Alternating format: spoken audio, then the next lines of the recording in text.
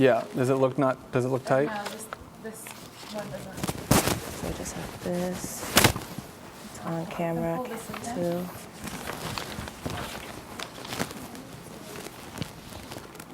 That was a no. Looking out for you. Thanks. Hey, look at Thanks, pal. Okay, on camera till here. It's hot.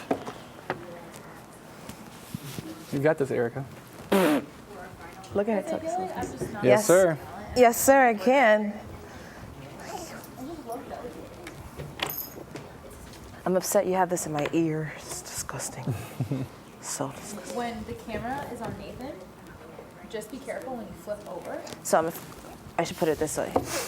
Yeah, I always I Whatever's flipped, more convenient for you, but if you're flipping over, don't flip like right over. Yeah, yeah. Because you can see it. and I flipped Gotcha. right so that it didn't flip this way. Stand Say by. bye. Alex, my nails. 9, 8. After a difficult. 6, 5, 4, 3. After a difficult offseason, Josh Hamilton returns to the Texas Rangers. We'll hear more from the former MVP. And Liberty University celebrates another year of athletic achievement. Game On starts right now.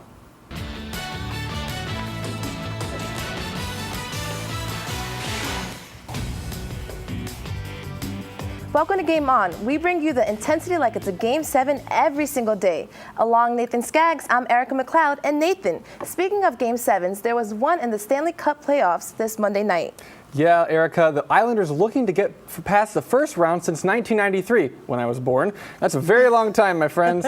The Capitals on home ice looking for a huge win. Capitals would get on the board first. John Smith gets the attempt. Joel Ward rebounds, and that puts the Capitals up 1.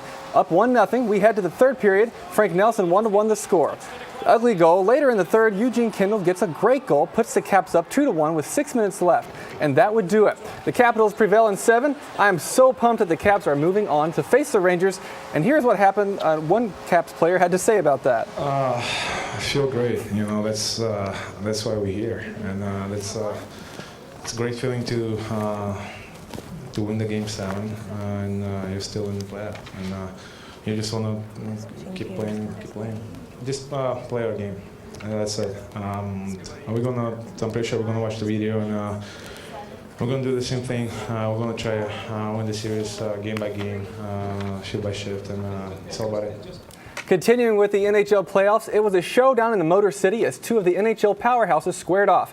Tampa Bay Lightning looking to force a Game 7 back in Tampa as they were in Detroit. Tampa would get off to a good start, already up 2-0, and Brian Boyle left all alone in front. Midway through the second, Tyler Johnson, Mr. Filthy, 3-0 Tampa in the third. Detroit trying to make things a little bit interesting. Thompson all alone in front, puts it in the 5-hole, 3-2. But the speed of Tampa too much on this night. Alex Korn takes it to the backhand. 4-2 Tampa. They go on to win 5-2 with the empty netter. Switching gears now to the NBA, and this playoff series is shaping up to be one for the record books. The number 1 seed in the East, Atlanta Hawks, facing Brooklyn in Game 4 of their series. Deron Williams getting a lot of grief for not living up to his talent, or rather paycheck, but rest assured Monday night he did both. A Steph Curry-like play to beat the shot clock buzzer and puts the Nets up 1 late in the fourth. This game would end up going into overtime, and in the OT, the Nets made big shots while Atlanta went just 1 of 7 from three-point range in the extra session. Brooklyn stuns the Hawks 120-115 to even the series, and suddenly Atlanta Hawks looked just average. The Hawks head coach had this to say. We had some opportunities tonight that we didn't take advantage of. At times we played really well, just like the regular season, and at times our opponent has played better. And so it's 2-2. It's the playoffs, it's not the regular season. The Brooklyn Nets have climbed their way back into the competition with this win, which was very unexpected given their performance early in the series. The outcome of this game was complete surprise, but that wasn't only shocker coming to the playoffs. So too was the result in the Game 5 of Bucks versus Bills. If I was to ask you which best guard was in the floors of this series, you'd probably say Derrick Rose, but that was not the case Monday night. Milwaukee's Michael Carter Williams put on the show. MCW went for 22 points, 8 bounds, and 9 assists, as the Bucks win their second straight to stave off elimination 94-88. The series now heads back to the Milwaukee on Thursday as things get interesting. After spending 2 years in California, Josh Hamilton is returning to the team he was most successful with. On Monday, the Angels sent Hamilton back to the Rangers. During Hamilton's time with the Angels, he never showed the form that won him an MVP in 2010. Along with that, he had a self-admitted alcohol and cocaine relapse during this offseason. The Angels reportedly had multiple deals in place with the other NL West teams, but Hamilton would not approve. He wanted to be back in Texas, a place where he says he wished he had never left. Sticking with baseball, it has been confirmed that Cardinals ace pitcher Adam Wainwright is out for the rest of the season after undergoing surgery. The 33-year-old completely tore his left Achilles tendon while exiting the batter's box in a game against the Brewers. A 9 to 12-month recovery period is standard for this type of injury, and this is the second time in 4 years that Wainwright has been lost for the season. In 2011, the right-hander was shut down for Tommy John surgery. The Cardinals are hopeful he'll be back for spring training next year. Now, in case you've been living in a cave or just incredibly forgetful, let me remind you that the NFL drafts begin this Thursday night. Perhaps someone should have reminded prospect Shane Ray of that fact before he decided to go driving around with weed in his car. Ray, a defensive end out of the Mizzou, has been projected as first-round draft pick virtually since the day he declared. But now some are questioning that after Monday, when he was pulled over for speeding and was cited for having a small amount of marijuana in the car. He was not arrested because he showed no signs of impairment, but this isn't news you want to be making just days before the draft. On Monday night, LU Athletics held its 4th annual Flamesby Award, honoring athletes for their many achievements throughout the year. Those in attendance got the full red carpet treatment, and it's becoming one of the highlights of the years for those involved. Coming up, we'll show you how one football program uses an afternoon to motivate its players and the little-known story of the last man to ever beat Floyd Mayweather. That's all up coming next in Game On. You did a good job. That's all.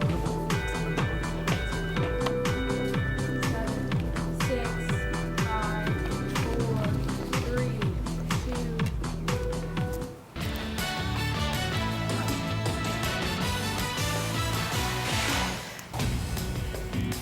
Welcome back. The Liberty University football program has experienced incredible... Welcome back. Erika was ready to go. She was ready to get party started on this. Welcome back. The Liberty University Flames football team has experienced incredible success recently, and a lot of credit goes back to weight and conditioning program.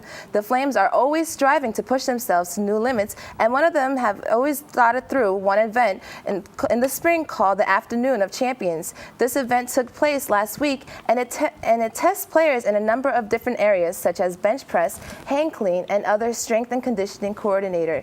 Bill Gillespie explains this event, and you can ask him for more details. You'll see coming up. We don't care how much weight they can lift. Okay, I don't care if you're bench press 400 or 500 pounds.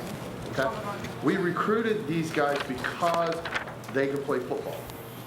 Now, if we can make them bigger, faster, and stronger, they're going to become better football players. Well, if you haven't heard, there's a big fight coming up this weekend. Manny Pacquiao versus Floyd Mayweather. Mayweather is heralded for his 47-0 professional record, but few know the story of the last man to ever defeat him. Unlike Mayweather, his life has been a losing fight since defeating the champ. This town isn't renowned for anything particular. It's not a centre for sporting excellence, but it is home to the last man to beat Floyd Mayweather in a boxing ring. Heading into the 1996 Atlanta Olympics, Serafim Todorov was at his peak as a boxer. Supremely confident, talented, and experienced, he faced a teenage American in the featherweight semi-finals. Still to come, a brawl breaks out of a sporting event between teammates. That strange video when Game On returns.